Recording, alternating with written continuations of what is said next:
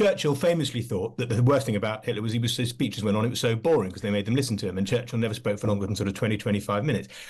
An hour and 50 is a rally, which is not what the State of the Union is really meant to be. Donald Trump's delivered the longest in-person State of the Union address in history, an hour and 47 minutes. He focused on domestic affairs for the vast majority of his speech. It's a really testy, punchy affair, actually. Lots of heckling, lots of playing to the gallery, going after the Democrats, getting the Republicans to stand up. You'll hear it here. This is a really good clip, actually. This is him speaking about sanctuary cities for refugees. You should be ashamed of yourself not standing up.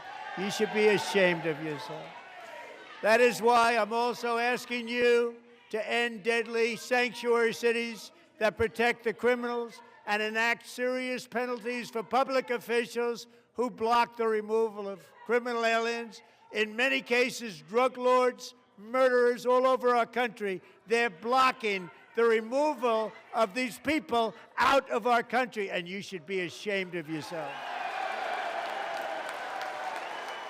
Well, that gives you a flavour, really, of the antagonism in the chamber when Trump gave that speech. His tone, actually, overall, was pretty straight down the middle, certainly more than it has been in previous speeches, and that might have something to do with his chances at the midterm elections. Here's the Washington editor, Katie Balls.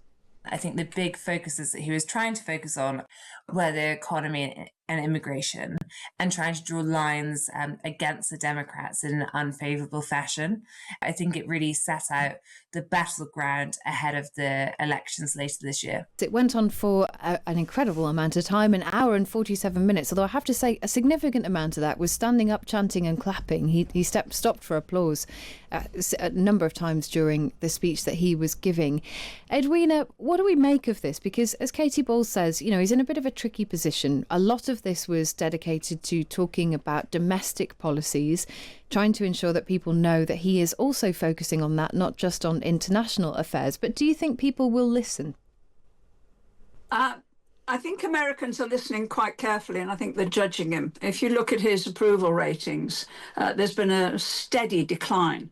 And actually, more than half the American people responding to these polls are saying that they disapprove of him overall, although his approval is still fairly steady at well over 30%. And one of the reasons is that actually, he's not been doing that well. Prices are still much higher than they were before COVID. They're coming down, but they are still much higher than they were. And unemployment has been very slowly creeping up. That's despite him getting rid of all the immigrants, or saying he's got rid of all the immigrants. You'd think unemployment would then come down. And it tends to be focused in certain areas. So there's a lot of disillusion setting in amongst those who thought that, Trump was going to change their lives a lot. If you then look at the individual topics on whether people approve or disapprove, there's almost complete condemnation of his attitudes on foreign policy. And that translates into other countries like ours of, you know what? You have wrecked Americans' reputation as far as being a reliable ally is concerned. You have wrecked Americans' reputation as far as being a good judge of the enemies and the dangers that face democracy is concerned. You become the patsy of Putin.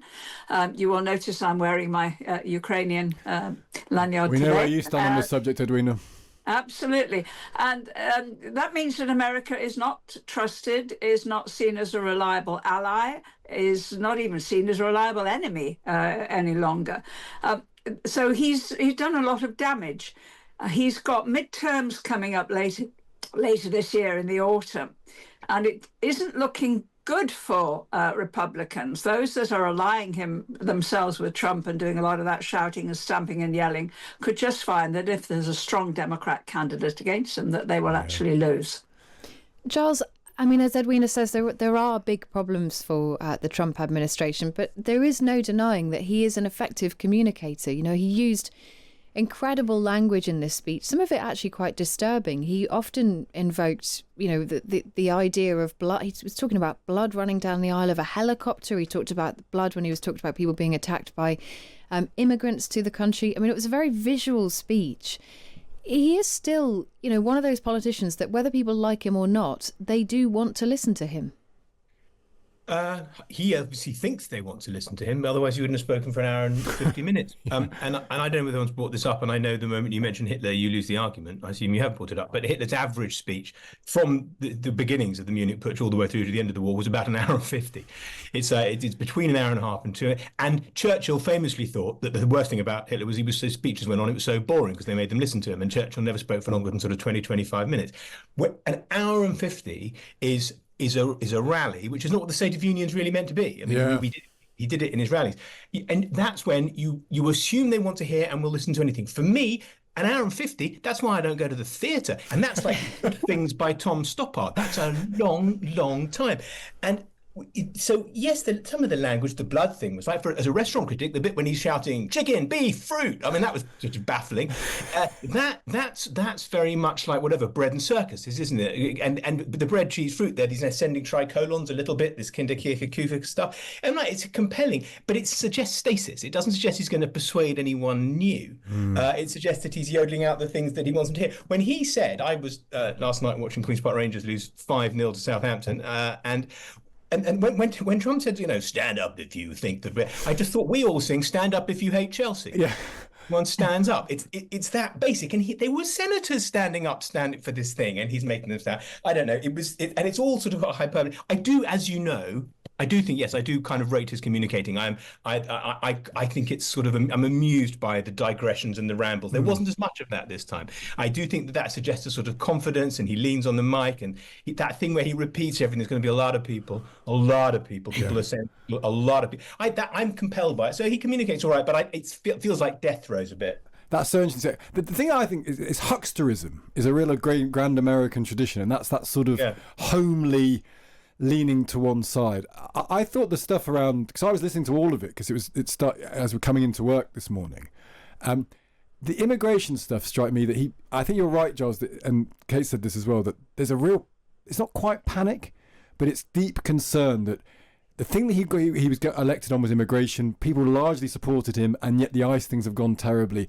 It felt like he really had to hammer the point that immigrants were bad for the country and Democrats had let them in, and he was doing something about it. And it's that pulling at the heartstrings. I don't know if you'd have seen all of it, Giles, but in some moments he basically talks about the horrendous death of someone and then pointed to their mum in the audience who had to stand up while everyone applauded them for the death of their child.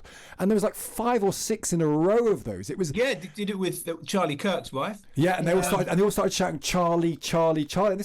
Charlie, and that with the Hitler thing, that's Horst Wessel. He's become the Horst Wessel, the kid who was killed in 1930, the night he was shot in the head by 2 communists, and the Nazis built a song around him and made him this martyr. And then they mostly at these things they got together and everyone stood up and clapped for this dead kid, a bit like Charlie Kirk. Yeah, the envision of this when he started talking about Somali pirates, and obviously as an Englishman you think of Yo-ho and a bottle of rum and eye patches, and it all seems, I see you're talking about those kind of classic bête noirs of the middle classes. It did seem like that. It seemed by saying the same thing over and over again and enforcing these lies. I mean, Edwina said that unemployment had gone up. He says it's gone down. I think he's gone down huge, but I think it has gone down 0.03% from 4.6 to 4.3. He claims there are these tiny things that he's done.